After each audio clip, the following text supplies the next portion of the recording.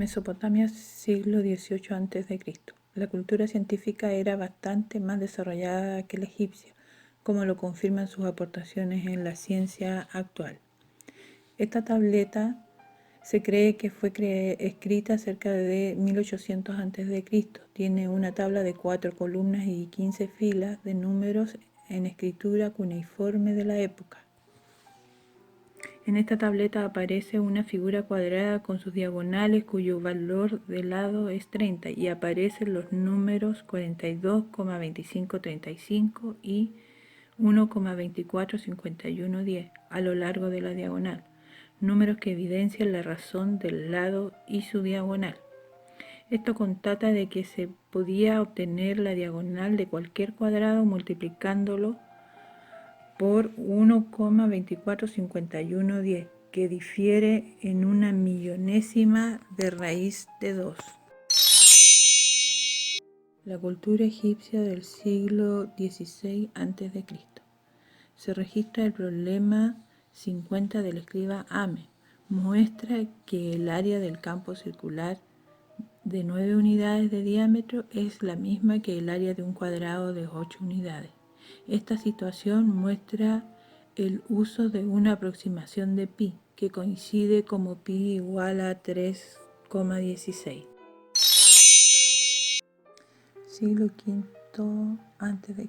El paso de Metaponto, contemporáneo de Pitágoras, formaba parte de los filósofos pitagóricos. Se le atribuye que habría descubierto calculando la hipotenusa de un triángulo rectángulo de lado 1, un número inexpresable. A los pitagóricos no querían que se supiera e hicieron un pacto de silencio. Hipaso rompió la regla de silencio de la secta, revelando la existencia de los números irracionales. Por esta causa fue expulsado de la escuela y los pitagóricos erigieron un túmulo con su nombre, significando de esta forma que para ellos estaba muerto. Más tarde logra resolver la sección áurea, demostrando que la diagonal de un pentágono regular y su lado no es racional, dando origen a las magnitudes inconmensurables. Este descubrimiento termina por devastar a los pitagóricos. Siglo IV a.C. Teodoro Cirene contribuyó al desarrollo temprano de la teoría de las magnitudes inconmensurables, pues demostró la irracionalidad de las raíces cuadradas de los números naturales que no son cuadrados perfectos, calculando así desde el 3 hasta el 17, ambos incluidos. Siglo III a.C. Arquímedes de Siracusa, en su tratado sobre la medida del círculo, usa la logística para dar una aproximación de raíz de 3, equivalente a 265 partido por 153, que tiene 4 cifras exactas. Más adelante usa 1351 partido por 780, que da 5 cifras exactas. También obtuvo una aproximación de la razón de la circunferencia y su diámetro mediante el cálculo de perímetro de polígonos inscritos. Su aproximación al valor de pi es expresado por la desigualdad de 3 por 10 partido por 71 menor que pi menor que 3 por 10 partido por 70. Siglo I después de Cristo. Herón de Alejandría, en su métrica, utiliza algoritmos para calcular valores aproximados de raíces cuadradas y cúbicas. El método que usa consiste en calcular los términos de la sucesión definida por recurrencia. Da varios ejemplos ilustrados, entre ellos raíz cúbica de 100. Siglo II después de Cristo. Claudio Ptolomeo mejoró la aproximación de Arquímedes y estableció el valor de 3,14166 para pi, empleando un polígono de 120 lados. Pi es equivalente a 377 partido por 120. La matemática china primitiva justifica un desarrollo completamente independiente al del resto del mundo, ya que la matemática que se practicaba en ese entonces en otros lugares era muy distinta a la que se practicaba en China. Antes del año 400, salió más matemática de China de la que entró. En un comienzo, se asigna el valor 3 al valor de pi, y es en China donde cada vez se hace más persistente la búsqueda de valores más exactos, como por ejemplo 3,1547, la raíz cuadrada de 10, 92 entre 29 y 142 entre 45. En el siglo III, Liu Hui obtiene el valor 3,14, utilizando un polígono regular de 96 lados. Luego obtiene 3,14159, pero esta vez utilizando un polígono regular de 3072 lados. Más adelante, Tu Chung-chi, quien vivió entre el año 430 y 501, califica de inexacto el valor conocido en esa época como el valor arquimediano, que era 22 séptimos. Para él, el valor exacto era de 355 entre 113.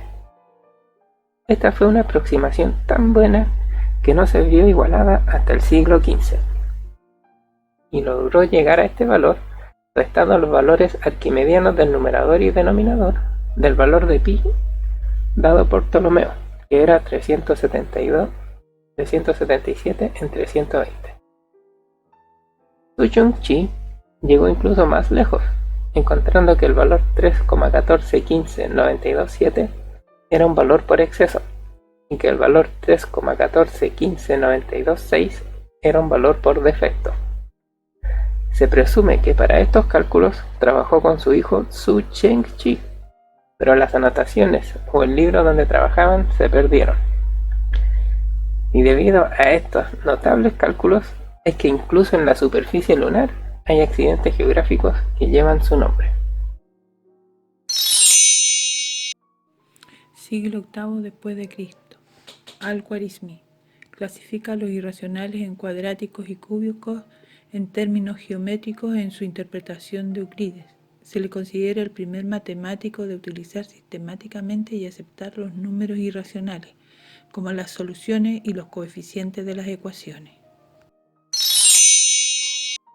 En el siglo VII, un astrónomo y matemático indio llamado Brahmagupta, que es el mayor matemático de la civilización india, menciona dos valores de pi, el valor práctico, que es el número 3, y el valor exacto, que es la raíz de 10.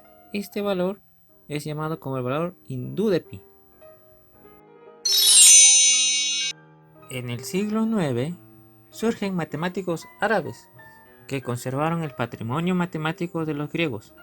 En este caso, Al-Khwarizmi hizo referencia a los números irracionales, es decir, los obtenidos de una ecuación cuadrática. El valor de la raíz es un número irracional. También hizo una clasificación a los irracionales en cuadráticos y cúbicos en términos geométricos en su interpretación de Euclides de Alejandría. Estas raíces fueron llamadas Yir Asan, que se traduce a mudas, pero en traducción latina significa números sordos. Estos números irracionales fueron usados por varios matemáticos durante la época, como Abu Kamil, Abu Wafa, Al-Uqlidisi y Al-Karaji, entre otros. Este último era un ingeniero y matemático. Escribió apoyándose en el trabajo de matemáticos anteriores, donde utilizó una regla para calcular la raíz cuadrada de un número dado. Pasando los años, en el siglo XII, Gerardo de Cremona, un célebre traductor italiano, que también es conocido por hacer algunas traducciones erróneas, tradujo los números irracionales en vez de inconmensurables. Y ese error se difundió durante la Edad Media hasta nuestros días, es decir, asume en su traducción y edición de Euclides la terminología de números surdus, que está en latín, para los irracionales. Por eso, en la actualidad, el conjunto se le llama los números irracionales.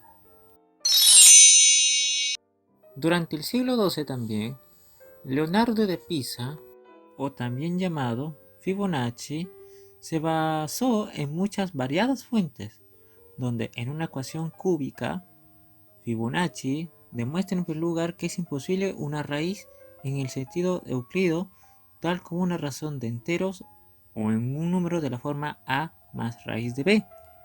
Pero en dada la época, no tenía otra opción de expresar esa raíz de manera aproximada, cosa que hizo al dar el valor aproximado como una fracción sexagesimal, con media docenas de cifras exactas, pero aún no sabemos cómo lo logró. Probablemente conocía ya de los árabes, y esta fue la aproximación más precisa de una raíz irracional de una ecuación algebraica. Y también describe una sucesión de números naturales. Al analizarlo, se obtienen maneras de representarlo matemáticamente. Una forma es con la fórmula explícita, donde se incluye a un número irracional phi. Madhava fue un importante matemático en la India. Fue un fundador de la escuela de Kerala. Es reconocido por sus importantes contribuciones en los campos de trigonometría, haciendo muchas series en funciones trigonométricas seno, coseno y arcotangente, y el caso especial de desarrollo en serie de potencia de la función arcotangente, produciendo una fórmula para el cálculo de pi. Además, se dio cuenta que al sumar y restar sucesivamente diferentes fracciones de números impares hasta el infinito, podía encontrar una fórmula exacta para pi. Eso fue 2 siglos antes de que Leibniz llegara a la misma conclusión en Europa. Al-Kashi, un astrónomo y matemático persa, elaboró un tratado sobre la circunferencia, donde calculó el número pi con 16 posiciones decimales, y esta cifra no fue nunca antes calculada con tanta precisión, y puede decirse que es casi 200 años antes que el matemático alemán Ludovic van Zell pudiera superar a Kashi con 20 cifras decimales. Y también desarrolló un algoritmo para el cálculo de raíces enésimas. Girolamo Cardano divulga la solución de la ecuación cúbica y de la ecuación cuadrática. Esto condujo a las primeras consideraciones significativas de una nueva clase de número racional, que Cardano llamó numerificti. No hay una fecha exacta de cuándo realiza esta divulgación, por ello se menciona en esta línea de tiempo su fecha de nacimiento y defunción, que sería entre 1501 y 1576. Por otro lado, en 1525, Christoph Rudolph, en su libro Cos, usa polinomios con coeficientes irracionales e introdujo el símbolo radical para la raíz cuadrática, y se cree que llegó a este símbolo porque se parecía a una R minúscula. En 1544, Michael Stiefel publica su libro Aritmética intacta, y en este discute las propiedades de los números irracionales, si son o no ficticios, y finalmente termina por considerarlos necesarios para la matemática. Ya en 1585, Simon Stevin también publica su libro La aritmética, donde introduce métodos para encontrar valores aproximados de las raíces de polinomios de cualquier grado y acepta cualquier tipo de número real. Y ya avanzando aún más en el tiempo, en 1597, Michael Mesklin publica la primera aproximación del número áureo, o más conocido como el número de oro, que como de seguro ya saben, posee muchas propiedades interesantes, ya que no es considerado como una unidad de medida, sino como una relación o proporción entre magnitudes. Y bueno, esta proporción se encuentra tanto en algunas figuras como en la naturaleza, ¿cierto? En elementos tales como los caracoles, las flores, las hojas, los tallos de las plantas y hasta el cuerpo humano. También se le atribuye un carácter estético especial a los objetos que siguen esta razón áurea, y algunos pueblos hasta ya le han otorgado una importancia mística. En 1682, Leibniz denominó los números trascendentes. Pero de seguro se preguntarán, ¿qué son los números trascendentes?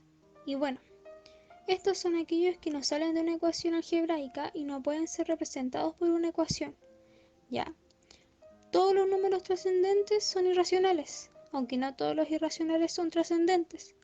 Y los ejemplos más representativos de números trascendentes son el número áureo, el número de Euler y pi. Avanzando ya en el tiempo, en 1737, Euler demuestra la irracionalidad de los números e y e cuadrado. Sospecha que las potencias de e son todas irracionales y que son linealmente independientes sobre los racionales. Y bueno, ya en 1760, Johann Heinrich demuestra que el número pi es irracional. En 1844, Joseph Liouville encuentra los primeros números trascendentes y da criterios de trascendencia a través de condición de aproximación. Bueno, aquí se considera que Liouville dio el primer criterio útil para determinar si un irracional es algebraico o no, y con el uso de la representación en serie probó la existencia de infinidad de números no algebraicos. Ya en 1857 y 1872, Richard de Deakin da su definición rigurosa de número racional y de número real. Más tarde, prueba que el conjunto de irracionales algebraicos es numerable en una carta a Cantor, quien finalmente lo publica como suyo, en 1874, con el título Sobre una propiedad del conjunto de todos los números algebraicos. Y bueno, en 1873, Charles Hermite Circa demostró que E es trascendente. En 1874, Cantor publica su libro, donde propone un nuevo método para la obtención de números trascendentes, mientras que en 1882, Lindemann demostró que pi es trascendente. Y ya finalizando, en 1885, Weierstrass demuestra la forma general de establecer la trascendencia de un número con los trabajos de Lindemann, llamándose teorema de Lindemann-Weierstrass.